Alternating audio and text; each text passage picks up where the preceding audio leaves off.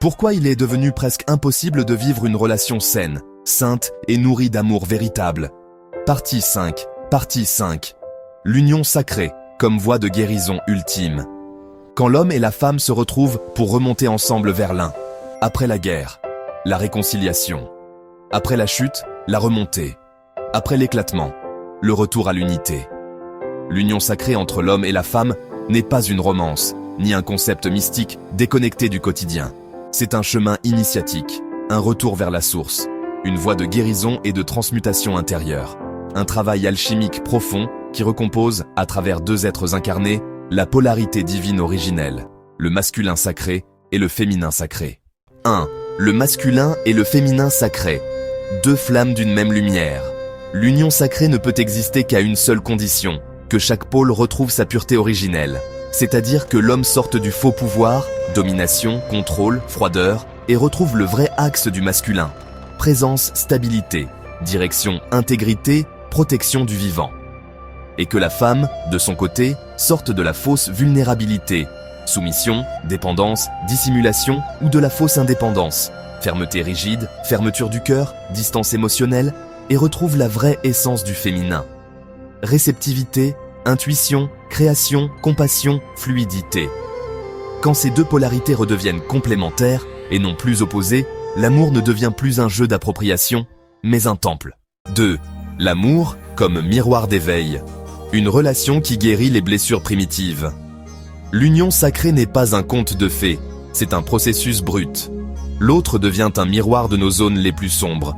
Et c'est précisément ce miroir qui nous guérit. Par exemple, la femme vient réveiller la blessure d'abandon chez l'homme pour qu'il guérisse sa coupure avec la mère cosmique. L'homme vient réveiller la blessure de trahison chez la femme pour qu'elle guérisse son rapport à l'autorité divine masculine. Chaque tension devient un portail, chaque conflit, une opportunité d'élévation. Et c'est uniquement si les deux partenaires ont cette conscience-là que la relation devient une ascension partagée. Sinon, c'est la guerre. Mais dans l'union sacrée, ce n'est pas contre l'autre qu'on lutte.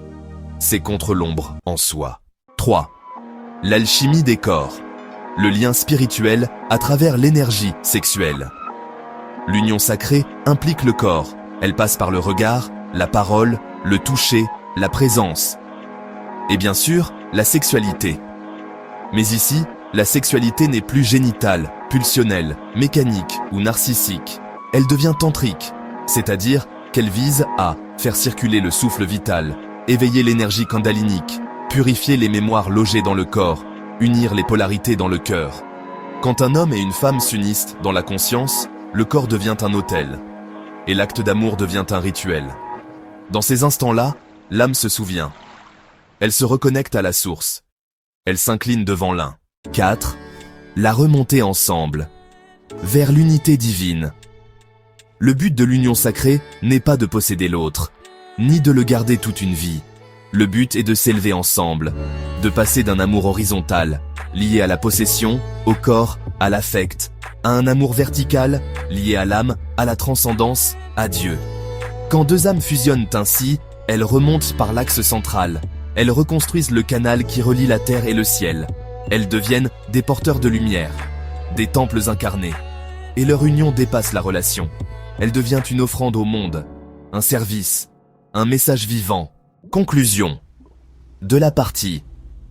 L'union sacrée n'est pas un rêve naïf. C'est une réalité spirituelle exigeante, un sentier d'éveil brûlant. Mais c'est aussi la voie royale de la guérison. Parce que tout ce que l'on fuit en solo, le lien sacré nous y confronte avec douceur et intensité.